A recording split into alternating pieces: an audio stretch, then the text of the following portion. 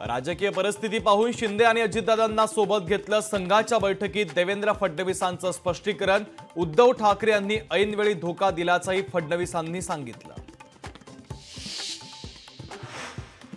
आमदार बच्चू कडू शरद पवारांची घेणार भेट। पुण्यातील मोदीबाग निवासस्थानी घेणार भेट। बच्चू कडू महाविकास आघाडीमध्ये सहभागी होण्यास इच्छुक। लोकशाहीला सूत्रांची माहिती। जरांगे पाटलांची शांतता रॅली आज साताऱ्यात। साताऱ्यातील गांधी मैदानावर जरांगे पाटलांची जाहीर सभा होणार। जरांगे पाटील नेमकं काय बोलणार याकडे सर्वांचं लक्ष। राज ठाकरे आज मराठा आरक्षणासंदर्भात भूमिका स्पष्ट करणार। छत्रपती संभाजीनगरमध्ये दुपारी 1 वाजता राज ठाकरे यांची पत्रकार परिषद। पंतप्रधान नरेंद्र मोदी आज वायनाडच्या दौऱ्यावर। भूस्खलनग्रस्त भागाची करणार हवाई पाहणी, तर भूस्खलनात बळी पडलेल्यांच्या कुटुंबियांची घेणार भेट। भारतामध्ये लवकरच काहीतरी मोठं होणार। हिंडनबर्ग संस्थेचं भारतासंदर्भात एक सूचक ट्विट। हिंडनबर्गच्या ट्विटनं भारतीय राजकारणामध्ये खळबळ। विधानसभेसाठी निवडणूक आयोग ऍक्शन मोडवर। मतदारांची नावं गहाळ झाल्याच्या टीकेनंतर आयोग ऍक्शनमध्ये। कुस्तीपटू विनेश फोगाट अपात्रतेच्या प्रकरणाची सुनावणी पूर्ण। थोड्याच वेळात निकाल येण्याची शक्यता।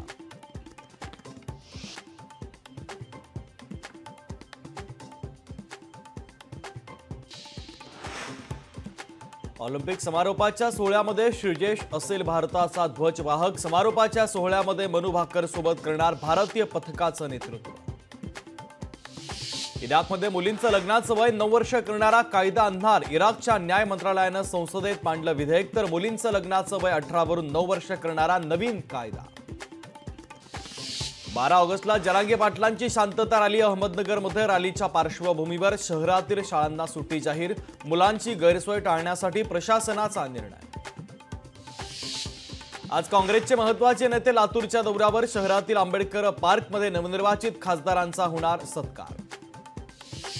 अमित शहा 3 दिवसांच्या महाराष्ट्राच्या दौऱ्यावर। विधानसभा निवडणुकीच्या दृष्टीनं पक्षाच्या महत्त्वाच्या बैठका घेणार। मुंबईतील 36 मतदारसंघात काँग्रेसच्या न्याय यात्रेला होणार सुरुवात। यात्रेच्या दरम्यान महायुती सरकारचा काँग्रेस करणार भांडाफोड। सांगलीमध्ये 11 ऑगस्टला ओबीसी आरक्षणासाठी महाएल्गार मेळावा। ओबीसी नेते माजी आमदार प्रकाश शेंडगे यांची माहिती। विरोधी पक्षनेते अंबादास दानवे जालन्याच्या दौऱ्यावर। विधानसभेसाठी इच्छुक उमेदवारांसोबत साधणार संवाद। रिफायनरी विरोधकांवरील गुन्हे मागे घेणार। ग्रामस्थांवरील गुन्हे 31 ऑगस्टपर्यंत मागे घेतले जाणार। उद्योगमंत्री उदय सामंतांची माहिती। लाडका शेतकरी भाऊ योजना आणून कर्जमाफी करा। आमदार राजेंद्र राऊत यांची राज्य सरकारकडे मागणी। मालेगावात डेंग्यूचं थैमान। 3 महिन्यात 395 डेंग्यू सदृश रुग्णांची नोंद, तर रुग्णसंख्येवर नियंत्रण ठेवण्यासाठी पालिका सज्ज। मेट्रो 3च्या CMRS चाचणीला अखेर मुहूर्त मिळाला। पुढच्या आठवड्यामध्ये MMRC चाचणीसाठी करणार अर्ज।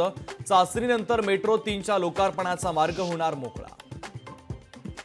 मुंबईतील 20 स्थानकांवर मिळणार मेडिकल सुविधा। प्रवाशांना गोल्डन अवरमध्ये वैद्यकीय मदत मिळणार। मुंबई महापालिकेकडून नवीन जाहिरात फलक धोरण जाहीर। जाहिरात फलकाची लांबी रुंदी जास्तीत जास्त 40 फूट, तर डिजिटल फलक हे रात्री 11 ते 6 वाजेपर्यंत बंद ठेवणं बंधनकारक। समृद्धी महामार्गाचा 3रा टप्पा सप्टेंबरपासून सुरू होणार। नागपूर ते भिवंडी प्रवास 8 तासांमध्ये शक्य होणार। शेवटच्या टप्प्याचं 99% काम पूर्ण।